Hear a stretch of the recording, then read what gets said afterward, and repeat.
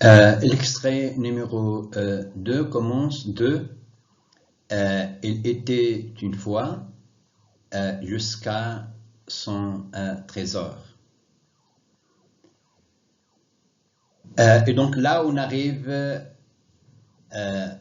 normalement au début de l'histoire que l'auteur va raconter à la dame. Avant de commencer l'analyse de cet extrait, nous allons commencer tout d'abord par situer ce passage, c'est-à-dire rappeler les événements importants qui se sont passés avant l'extrait numéro 2. Et ce sera pour nous une occasion qui va nous faire passer à cet extrait. Rappelez-vous que en étudiant l'extrait numéro 1, nous avons dit que l'auteur avait reçu une lettre d'une dame. Et donc, après avoir reçu une lettre provenant d'une dame dans laquelle elle lui avait demandé de lui écrire une histoire gaie, le narrateur décide de répondre à cette lettre, mais en lui racontant une histoire mélancolique, triste, au lieu d'une histoire gaie comme elle l'avait demandé auparavant. Nous avons signalé dans l'extrait numéro 1 que la dame avait demandé à l'auteur de lui écrire une histoire gaie. Mais vu les circonstances que l'auteur a vécues, à savoir la mort de son ami Charles Barbara, il a décidé, l'auteur a décidé, Alphonse Daudet a décidé d'écrire une histoire mélancolique au lieu d'une histoire gaie. Les axes de lecture ou bien les objectifs, si vous voulez, de l'étude de cet extrait numéro 2. Premier axe de lecture, donc, ça sera l'étude des caractéristiques d'un conte.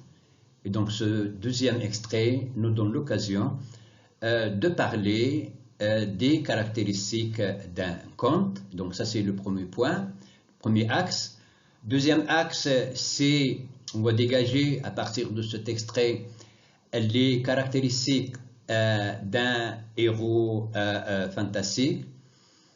Et enfin, nous allons parler d'une technique d'expression présente dans cet extrait et dans l'extrait qui va venir, à savoir l'ellipse.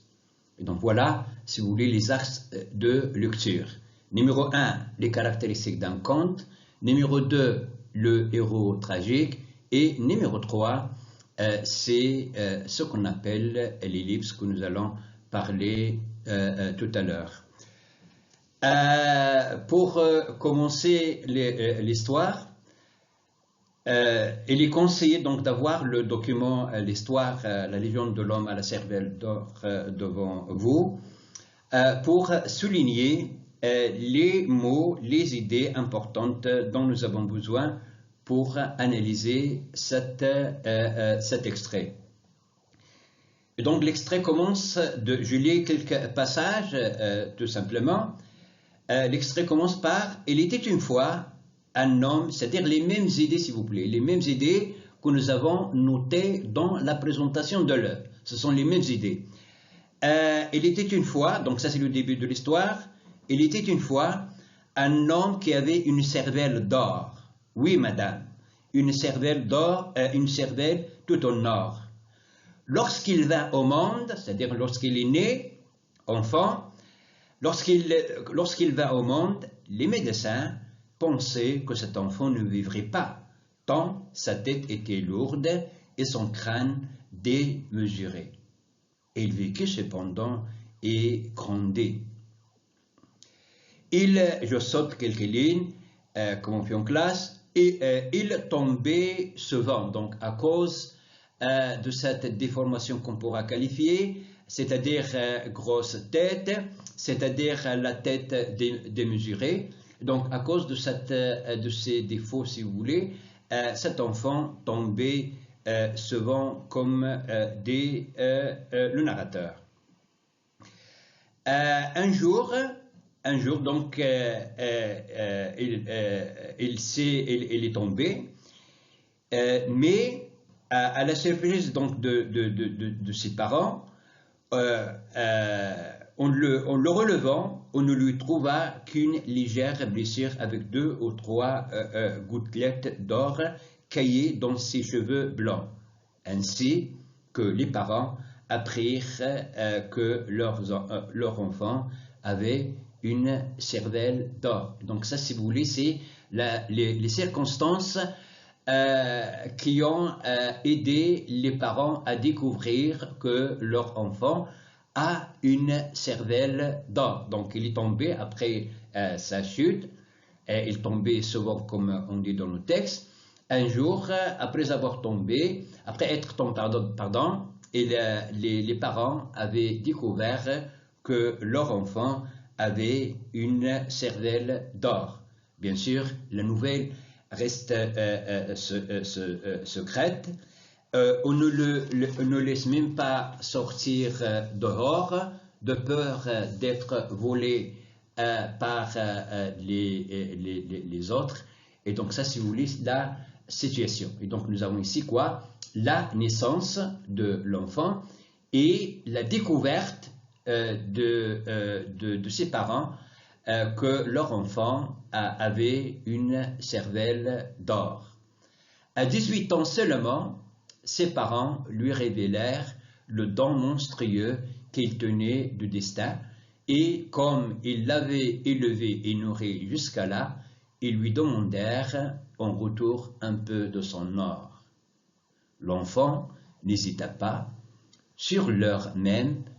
Comment, par quel moyen, la légende ne l'a pas dit.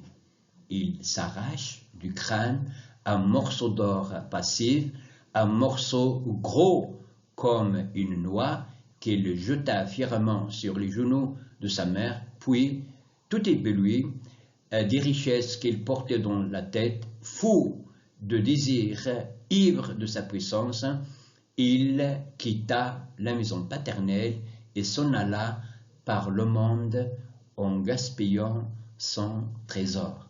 Donc voilà, si vous voulez, quelques passages les plus importants de l'extrait numéro 2. Donc après cette brève lecture, donc, nous allons passer à l'analyse de cet extrait. Première information à préciser, c'est cette question habituelle qu'on pose normalement en classe, c'est le genre littéraire de l'œuvre. Et donc, la question qui se pose, c'est, question habituelle à l'examen aussi, à quel genre littéraire appartient la légende de l'homme à la cervelle d'or. Et donc, pour nous, comme nous avons signalé dans la présentation de l'œuvre, nous avons dit que la légende de l'homme à la cervelle d'or est un conte fantastique. Bien, conte pour nous, bien, c'est, si vous voulez définir le mot conte, donc c'est un récit, c'est une histoire normalement courte qui fait rentrer le lecteur dans un monde surnaturel, dans un monde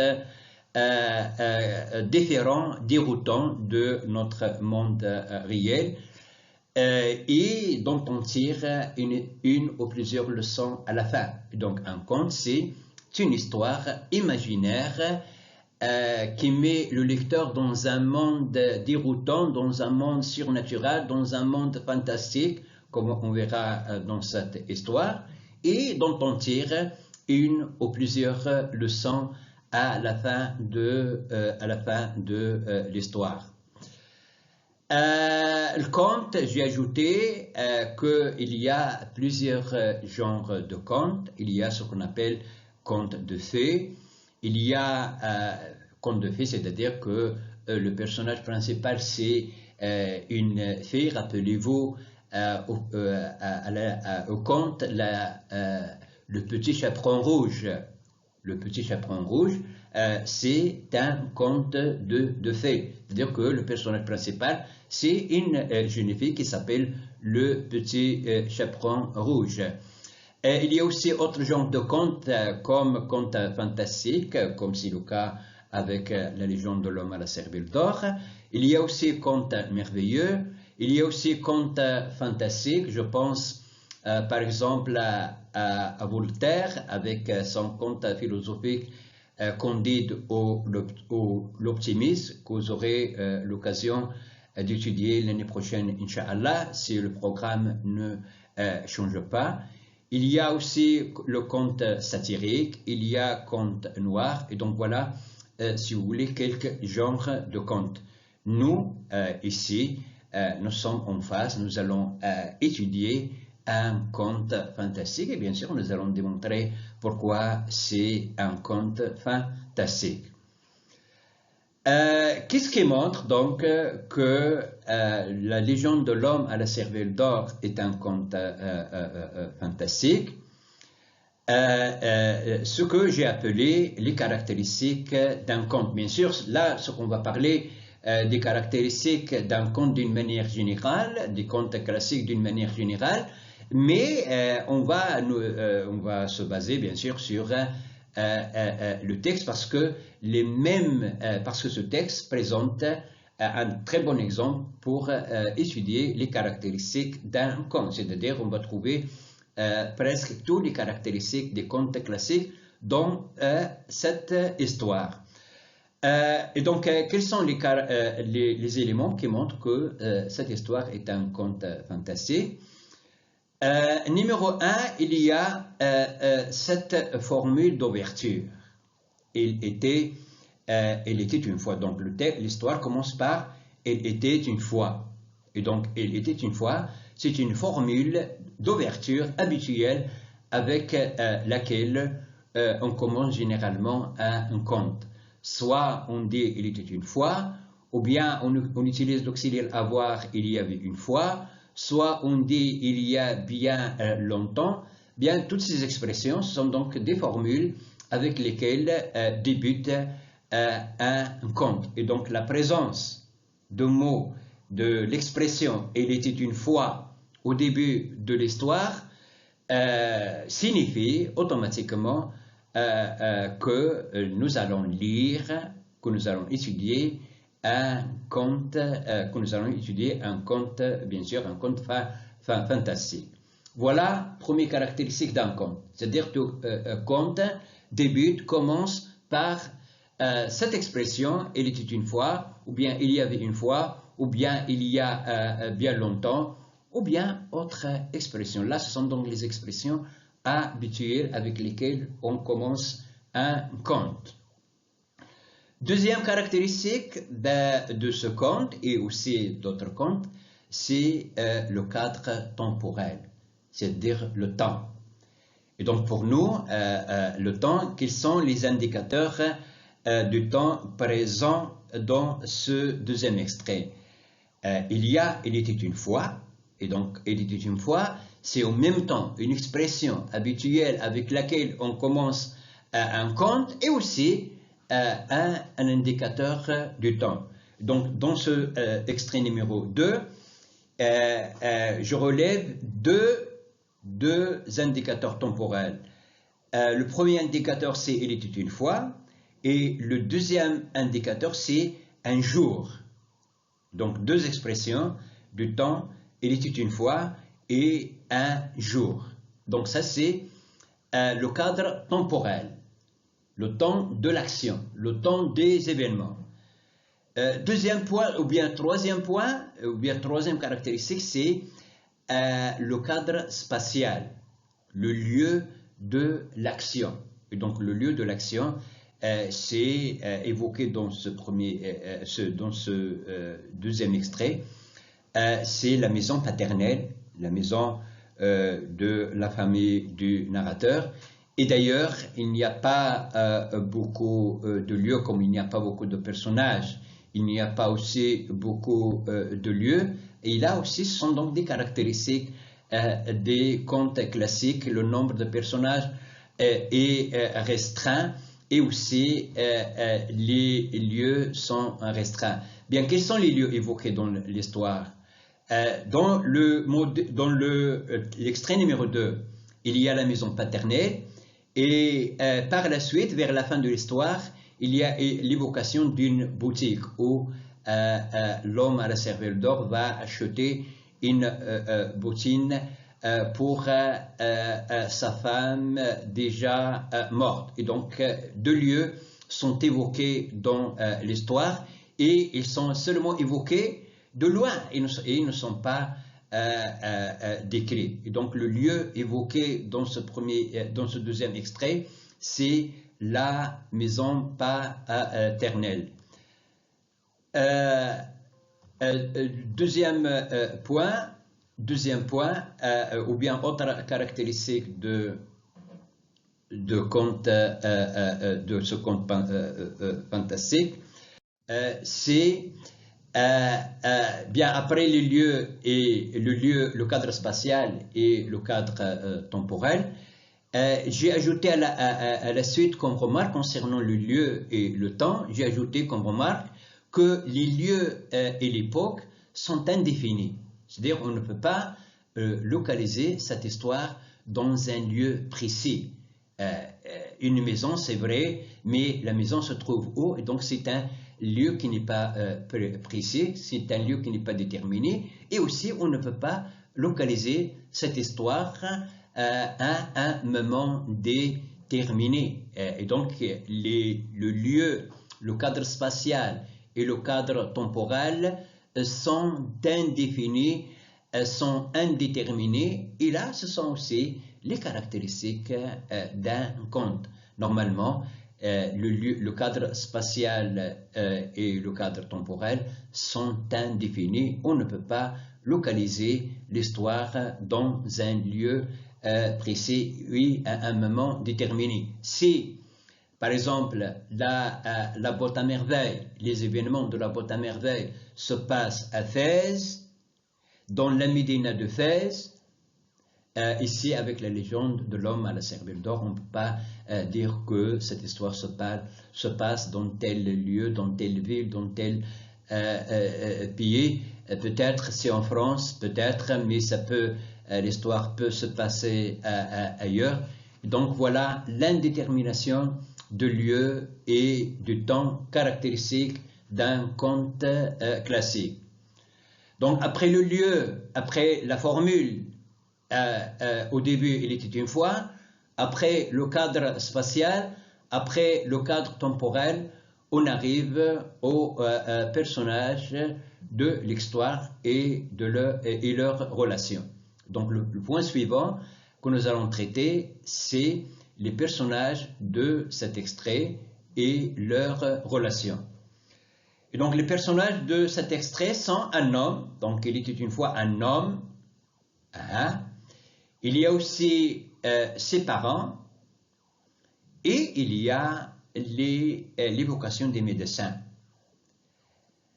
À quelle occasion donc l'auteur a évoqué les médecins? C'est à l'occasion de la naissance de l'enfant, c'est-à-dire quand l'enfant est né, les médecins avaient prévu que cet enfant ne vivrait pas tant que sa tête était grosse, tant que son crâne était démesuré. Mais comme l'histoire le montre, l'enfant a vécu. Donc, les prévisions des médecins n'ont pas été réalisées. Et donc voilà les personnages, donc au moins au début de l'histoire, un homme, ses parents et les médecins. Remarque concernant les personnages, là il y a un personnage au singulier, mais personnage principal qui est un homme, et donc c'est le héros de l'histoire, et en face il y a les personnages secondaires. Et donc pour nous, les parents et les médecins, ce sont les personnages secondaires par rapport à l'homme qui est le héros de l'histoire.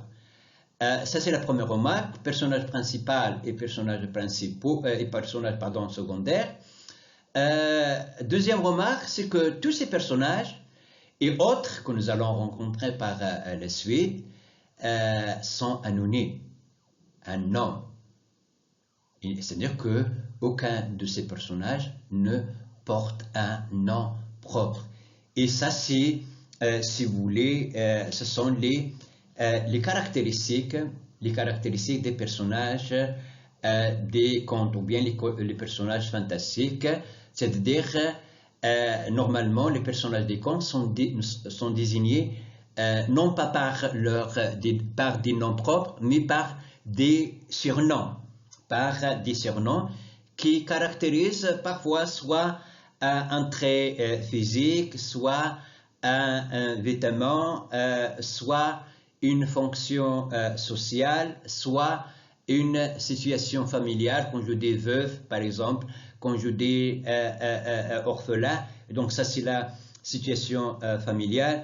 Quand je dis roi, prince, princesse, c'est la fonction sociale.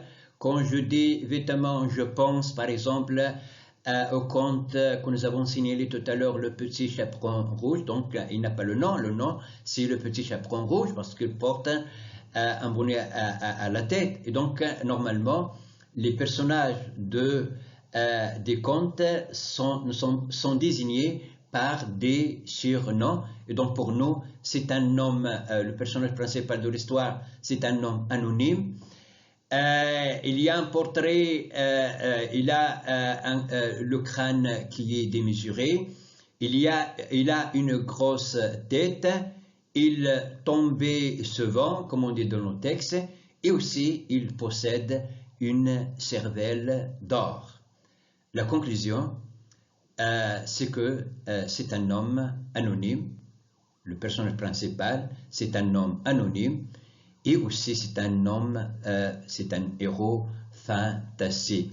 Le merveilleux, il est présent. Qu'est-ce qui montre le fantastique dans ce passage? C'est que le héros, cet homme, a une cervelle d'or. Et donc voilà pour nous le personnage principal. C'est un homme qui a une cervelle d'or. Une cervelle d'or signifie quoi? Donc nous allons découvrir cela par la suite, vers la fin de l'étude de l'histoire. Nous allons essayer donc d'interpréter sur le plan réel la signification de la cervelle d'or. Les points qu'on pourra traiter à l'occasion donc de l'étude de l'extrait numéro 2, ce sont les registres dominants qui dominent l'extrait. Donc, il y a dans toute l'histoire, il y a 3 registres de langue. Il y a le registre pathétique, il y a le registre fantastique et il y a le registre tragique que nous allons voir vers la fin de l'histoire. Donc, dans cet extrait, les registres qui dominent sont le registre pathétique, et d'ailleurs la phrase est très significative, la phrase du texte. Le narrateur dit « c'était pitié de le voir se cogner », c'est-à-dire le fait de voir l'enfant qui tombe savant, bien cela excite un sentiment de pitié chez les personnes qui le voient. Le registre, il y a aussi le deuxième type de registre, c'est le registre fantastique. Et le fantastique ici est caractérisé par l'homme qui possède une cervelle d'or. Ça, si vous voulez, c'est une image fantastique sur le plan réel. Dans la réalité, il n'y a pas, si on prend les mots tels qu'ils sont, il n'y a pas une personne ou bien un homme qui a une cervelle d'or. Si, comme on va voir par la suite, on va prendre cela métaphoriquement, et dans ce cas-là, on va élargir le sens de la cervelle d'or. Après les registres dominants, on passe donc au temps des verbes. parce que c'est très significatif. C'est un extrait qui nous permet d'étudier les temps des verbes et surtout les temps de récit et leurs caractéristiques. Donc les temps présents dans ce deuxième extrait sont, il y a le passé simple, il y a l'imparfait, il y a le plus que parfait, il y a le conditionnel présent, il y a le passé antérieur, et il y a un temps qui est le subjonctif imparfait, un temps bien très élevé, donc très recherché.